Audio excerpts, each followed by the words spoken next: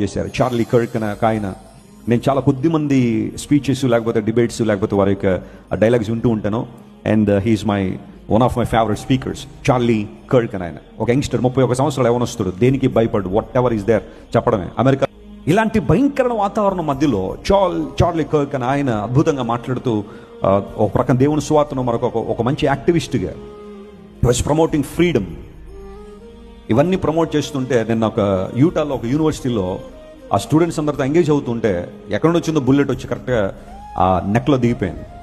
వెంటనే బ్లీడ్ అయిపోయాడు, చనిపోయాడు. 2 రోజులు నాకు మనసు బాలే. వస్తాయి ప్రశ్నలు వస్తాయి, దేవా ఎందుకు అలౌ చేశావు ఇలాంటి సంఘటనలు? Such a wonderful resource, such a wonderful man of God, why did you allow this?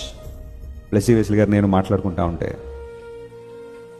Okay is in a safe place. ప్రభు దగ్గరికి అయితే ఆయన వెళ్ళిపోయాడు.